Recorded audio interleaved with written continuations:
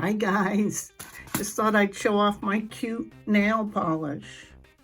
I got these little stickers, nail stickers for another project that's coming up.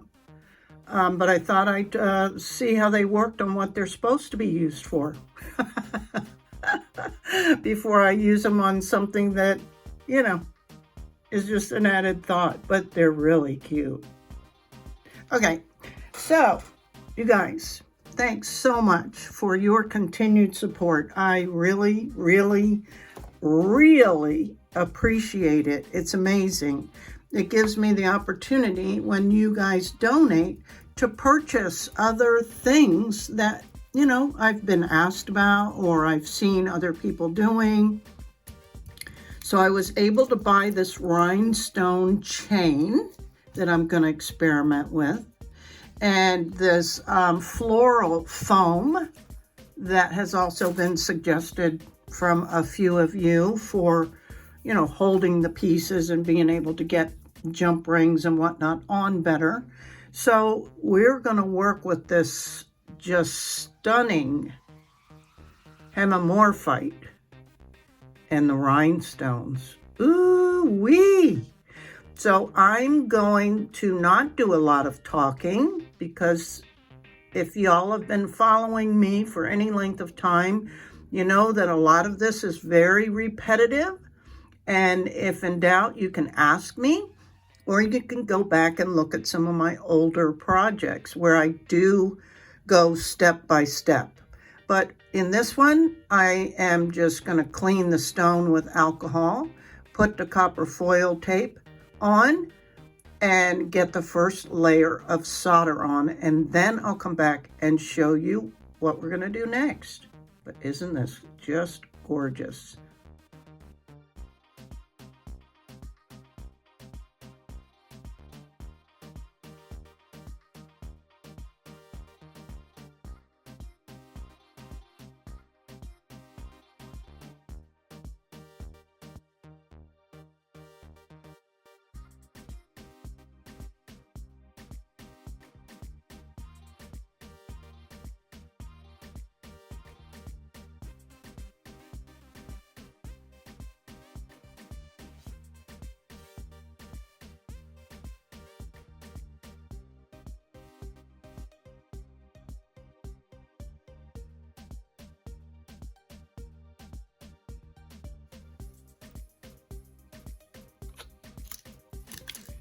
This is really easy to work with. The only problem you can have is that it tends to flip over on its side.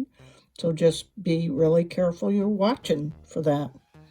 And what I like to do, I already did a practice piece, so I'm speaking, is instead of just ending here, let me zoom in a little bit more, and making it completely, budded, I like to take an extra one and set it kind of right on top to kind of mimic the peak, right? So that one would be, make sure, I don't know if you noticed, you saw that happening.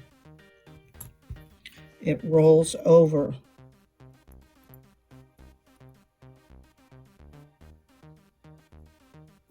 And that can be a little annoying. So see where these two end the whole process. I like to take this extra one up here. So I just hold that with my nail and then just clip it.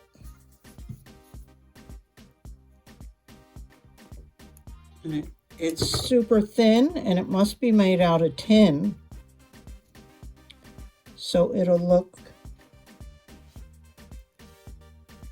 more like that. But see how these are starting to flip already? I mean, it happens constantly. Oh, they've all flipped. So that'll be your kind of your biggest annoyance, we'll say. And yeah, there. That's what it'll look like. I like that little extra one at the top. Okay, now I'm gonna move this out of the way and set this up in the foam piece. So let me get that going. Oh, and let me point out that, let's see if I could get down there. See how when it's laying on the mat here, there's a lot, like this is a pretty thick cabochon. So I want these more up at the top.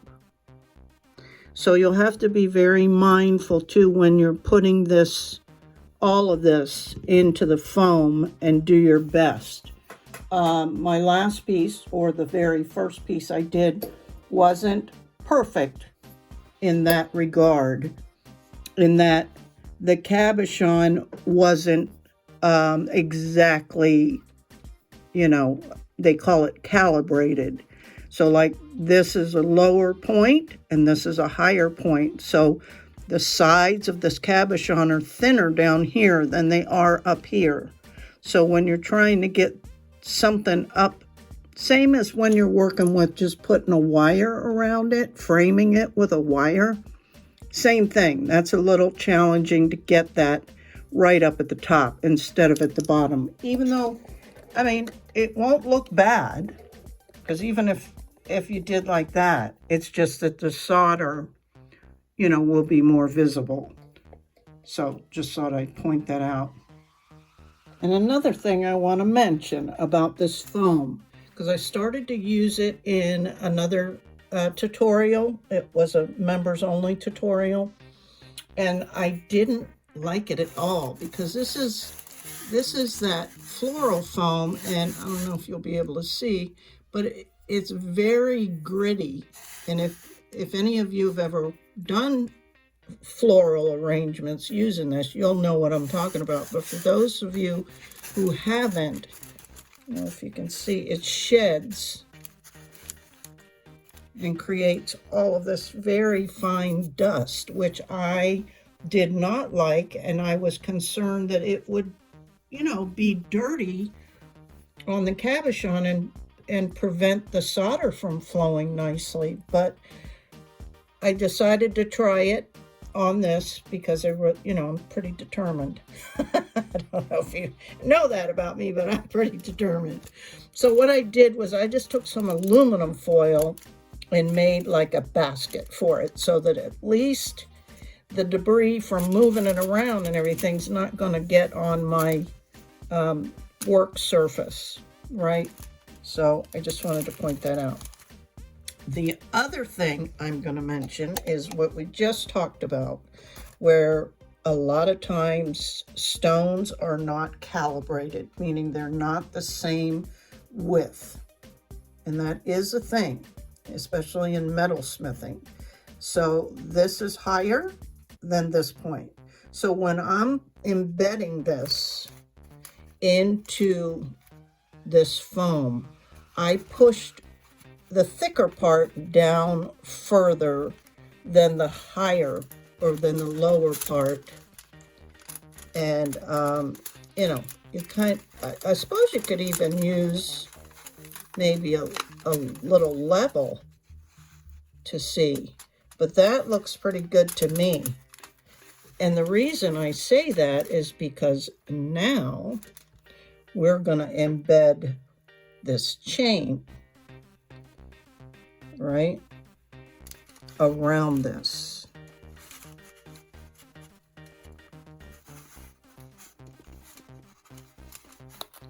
And we want it more at the top of the cabochon. So I'm just holding it and pushing a few of the sections down at a time.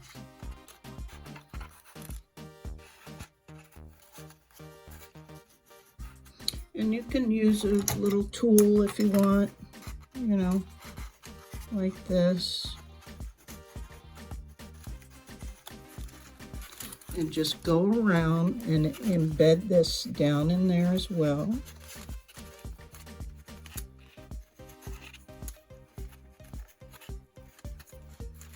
And it may not be perfect.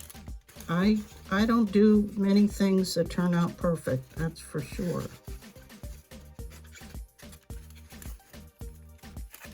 I try.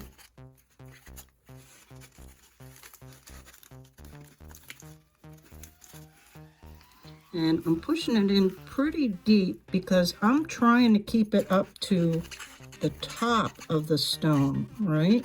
Remember?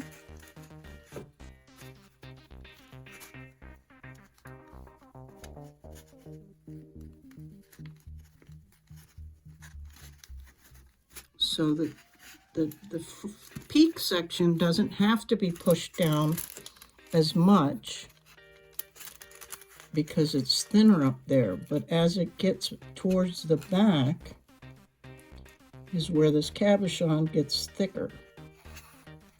And this is only my second piece, so again, I'm not expecting perfection here. Okay, so that looks good to me. And I will be manipulating this a little bit more as we start to put the solder on. And, you know, holding it down. Okay. Some of these things get a little stressful, I'll say. And I do not want them to be, see how this looks like it's dipping in? I don't really want that. So when I start to solder, I want to make sure that that's level. So this just takes some patience and practice, okay? So I'm going to just put some flux on. If I can just get it attached in a few spots, then I'll feel better about the whole positioning of it. So let me just do like a tack solder.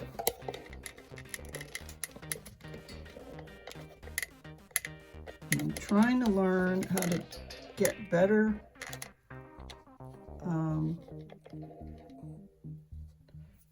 positions. So always clean your tip, even if it's only been sitting for 15 seconds. And I'm just going to do little bits.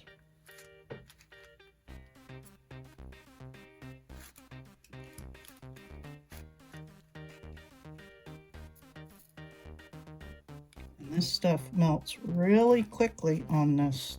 It must be tin. And you don't want too much. Okay. So I don't know if you can see that that section right there is already soldered. So I'm going to try and get this area, just to tack solder it.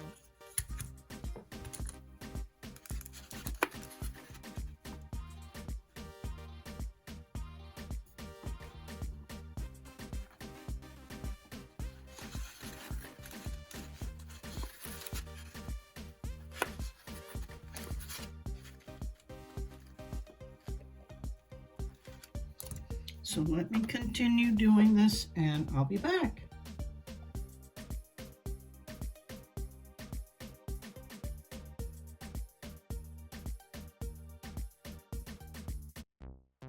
Okay, let's see what we got. Comes out easily. Leaves that impression. Look how stinking cute that is. Oh my God. I was so surprised. Honestly, it looks amazing. So before I wash it up, I'm going to go ahead and attach a jump ring. So I'm going to put it back in here. It definitely works to help you, you know, do that also much easier. Now I can push it down in there a little bit more. And let me get my jump ring out and set up. So I'm using one of these real fancy textured jump ring things that I got on Amazon. I love them. I'll be definitely ordering more. All the tools and supplies will be listed in the description box below. this is what these look like. And they come in 3 different colors, and they're, let's see, 8mm all the way up to 20mm. And they're really like a diamond textured, so they really flash. And the cool thing about these too, as I experimented the other day, you can actually open them up and flatten them out as straight wires. So you can use that for other purposes too. But what I did on the other one, you know, after I had a good look, of course, find the opening. You always want to do the opening down, unless you're going to use the opening for something. But after I kind of laid it down here, I thought, let me just cut a little space, oops, in the jump ring so that I don't have all of that hanging on. So I'm going to, again, find the opening. Let's see. And just snip off a little end, right? Same on this side. So that then it'll kind of fit on here a little bit better. And I may take more off. I don't know. Let's see. I don't think I need to. Maybe this side.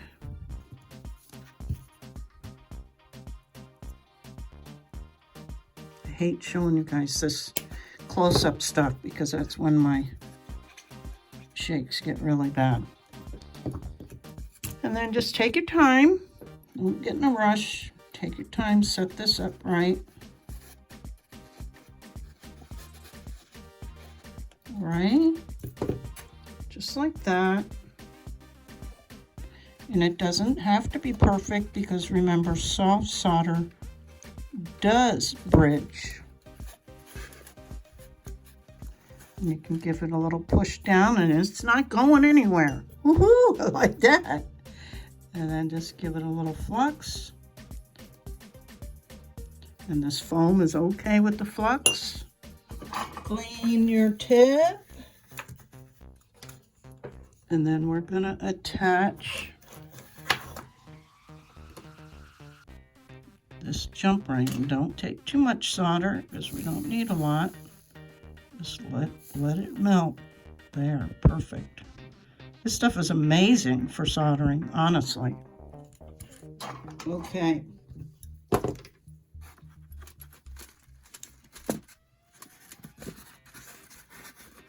And look at that.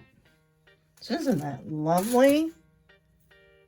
I mean, it's not my style, the rhinestones, but I don't know, it's something, if I went to a wedding or something, to somewhere fancy, and you can see I did pretty good getting that line of chain up towards the top.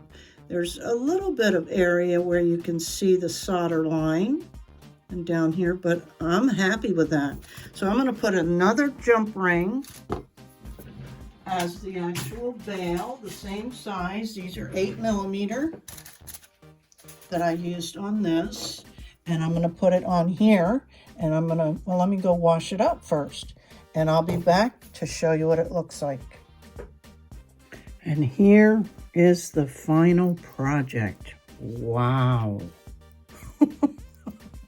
I'm telling you, this, I'm still blown away by how beautiful some of these projects turn out. I mean, yeah, it's amazing. And of course that stone is absolutely stunning. So I really felt like this was deserving of the rhinestones. And I think, you know, a fancy chain would be nice with this and really bump it up. And I only use stainless steel chains because even a good sterling silver will tarnish on people. And for those people who don't understand that, they get all ticked off about it. And it's like, what can I tell you? All metals will tarnish. So what do you think? And the back is very clean. It's stunning. I'm really happy with this. And I'm so happy that I figured out to put this brick thingy in its own case, because it didn't mess up my mat. I mean, it might have a little bit from me messing with it, but not like it did when I messed with it the first time. So there it is, guys. Oh my gosh. Let me know your thoughts on this piece. Man, I think it turned out amazing. And once again, guys, thank you so much for your continued support. I really appreciate it. Until the next video, wait till you see what I'm gonna make. I get so excited. All right, bye, guys.